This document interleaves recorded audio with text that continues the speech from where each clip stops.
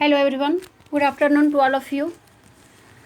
आइए हम मैकियावेली का तीसरा पार्ट पढ़ते हैं, जो कि पार्ट दूसरा का क्वेश्चन है। उसे जो है तीसरा पार्ट में कंप्लीट करते हैं।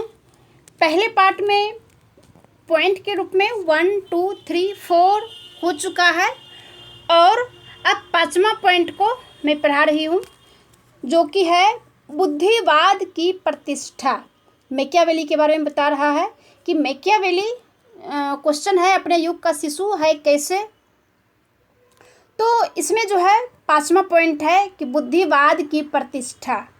इसमें जो है मैकियावेली के संबंध में मैक्सी ने कहा है कि युग जो है वह स्वर्ण युग नहीं रहा था, जब व्यक्तिगत नैतिकता और राष्ट्रीय नैतिकता के प्रतिमान एक ही थे।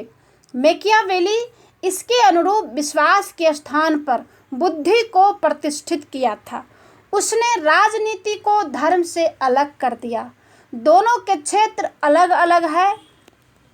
तो मैकियावेली अपने हिसाब से जो है प्रकृतिवाद, अतिवाद, व्यक्तिवाद, प्रमाणवाद, धार्मिक उपेक्षा भाव से और सुखवादी नैतिकता, सभी बातों में जो है इन्हीं सब बातों के कारण मैकियावेली को पुनर्जागरण के शिशु कहा गया। छठा पॉइंट है संप्रभुता का सिद्धांत। अब संप्रभुता के बारे में जैसा कि हम लोग जानते हैं कि किसी भी राज्य को संप्रभु, हम सबसे पहले तो किसी भी राज्य को राज्य तभी कह सकते हैं जब वह संप्रभु हो। और संप्रभु का मतलब है कि वे राज्य जिसे कि आंतरिक और बाहरी अधिकार प्राप्त हो और राज्य के आंतरिक सुरक्षा और बाहरी सुरक्षा का अधिकार प्राप्त हो, और जो राज्य आंतरिक और बाहरी तरफ से जो है अपने देश को, अपने देश के नागरिक को सुरक्षित रख सके, इसे ही जो है संप्रभुता कहा जाता है। तो मैकियावेली के समय में संप्रभुता का प्रचलन तो नहीं था, लेकिन व्यवहार में जो है पूरी की पूरी जो है व्यवहारिकता में लागू किया जाता था।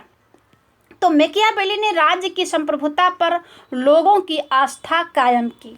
यद्यपि मैकियावेली ने कहीं भी बोदा, ग्रोसियस, हॉब्स या ऑस्टिन की तरह राज्य की संप्रभुता पर विचार नहीं किया, पर राज्य को उसने सर्वोपरि संस्था जरूर माना है। व्यवहारिकता में उसने संप्रभुता के पूरे अर्थ का प्रयोग किया है। वह अपने राजा को निरंकुश एवं शक्ति युक्त देखना चाहते थे। सभी जनता उसके आदेशों का पालन करते थे। अवज्ञाकारी को राज्य कुचल देने की शक्ति व अधिकार रखता हो। उनका कहना है कि मैकियावेली यदि सिद्धांतों में नहीं तो व्यवहार में जरूर जो है राज्य की संप्रभुता के पोषक थे। अगला पॉइंट है व्यक्तिवाद का समर्थक। अगला पॉइंट है अवसरवादिता। अवसरवादिता भी जो है इस युग की राजनीति की एक प्रमुख विशेषता है। मैकियावेली ने स्वयं अपने चरित्र और अपने विचारों द्वारा इस अवसरवादी आधुनिकता का परिचय दिया। अपने राजा को अवसरवादी बनाकर अपना काम निकालने की बार बार सलाह दी। अवसरवादिता के संबंध में जो है मैकियावेली के बारे में कहा जाता है कि मैकियावेली को जो है भारत के जो कौटिल्य है, कौटिल्य के समकालीन माना जाता है, या कौटिल्य का जैसा व्यवहार था उसी अनुसार जो है मैकियावेली का भी लगता है। कहा भी जाता है कि मैकियावेली को कौटिल्य कहा जाता है बहुत अर्थ में, और कौटिल्य को मैकियावेली कहा जाता है।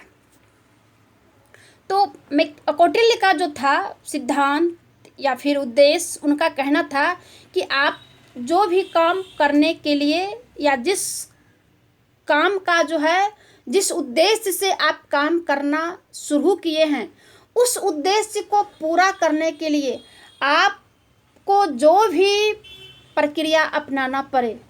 जैसे कि कौटिल्य के बारे में कहा जाता है कि चंद्रगुप्त मौर्य को राजा बनाने के लिए और घनानंद को नष्ट करने के लिए उन्होंने कल बल छल सबको अपनाया था। तो वही विचार उन्होंने दिया भी है कि यदि किसी उद्देश्य की प्राप्ति के लिए आप निकले हैं तो आप कल बल छल, यानी जिसका कि पर्यायवाची शब्द है, अवसरवादिता भी कह सकते हैं, तो आप इसे जो है अपना सकते हैं।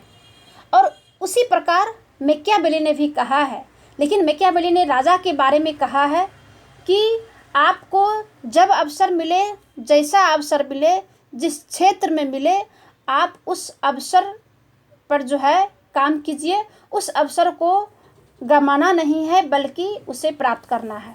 सिद्धांतों में पढ़कर जो है नैतिकतावादियों की तरह अपनी दुर्दशा ना कराने की जो है मैकियावेली ने सलाह दिया था।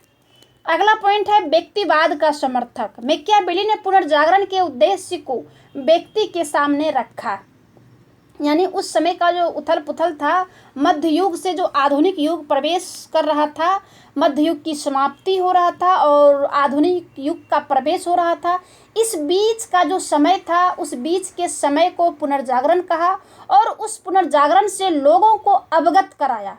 और उन्होंने कहा कि देखो, और उसने व्यक्ति को पुरुषार्थी बनने और जगत में कुछ करने के लिए भी प्रोत्साहित किया, यश और सम्मान प्राप्त करने के लिए भी प्रोत्साहित किया। ईश्वर की प्रमुखता के स्थान पर व्यक्ति की प्रमुखता को प्रतिस्थापित किया, जिसका कि मध्यकाल के रोमन चर्च तथा रोमन साम्राज्य ने कभी भी अवसर नहीं दिया था। अगला पॉइंट है भौतिकता और धर्मनिरपेक्षता का उपदेशक। मैकियावेली ने पुनर्जागरण के सही प्रतिनिधि के रूप में भौतिकवादी प्रवृत्ति को उत्तेजित किया। उसने कहा कि मानव को भौतिक सुख प्राप्ति की ही कामना करनी चाहिए और उसके लिए ही सारा प्रयत्न करना चाहिए। राज्य, उसकी प्रभुता, कला और सौंदर्य तथा नारी और मदिरा, यही जो है योग्य वस्तुएं हैं। ईश्वर तथा धर्म की कल्पनाएं थोथी है, झूठी है, ये सब बेकार का है। इस प्रकार राज्य को धर्म से अलग करके उसने धर्मनिरपेक्ष राज्य बनाने का उपदेश भी दिया और उन्होंने बनाया भी। अब जो है हम निष्कर्ष के रूप में कह सकते हैं कि मैकियावेली के बारे में बहुत सारे विचारक जो है आधुनिक राजनीति का जनक कहा और फिर युग का शिशु और पुनर्जागरण का शिशु कहा। जिस संबंध में सेबाइन ने भी कहा कि उसे युग परिवर्तन का शिशु कहा, जोन्स ने पुनर्जागरण का शिशु कहा, उसे निरंकुशता और अत्याचार के प्रथम सैद्धांतिक समर्थक के रूप में निरंकुशता और अत्याचार का शिशु भी कहा और उसकी चरित्रहीनता, वासना और नग्नता के समर्थन के कारण उसे वासना और नग्नता का शिशु भी कहा।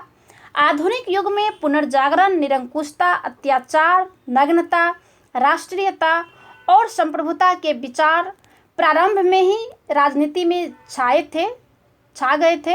इन विचारों का ही प्रथम सैद्धांतिक तथा व्यवहारिक समर्थन करने के कारण ही उसे युग शिशु कहना उचित जाना और उसे उचित ही समझा। चलिए इतना ही, आगे जो है इसके बारे में और जब समय मिलेगा तो बता दूंगी।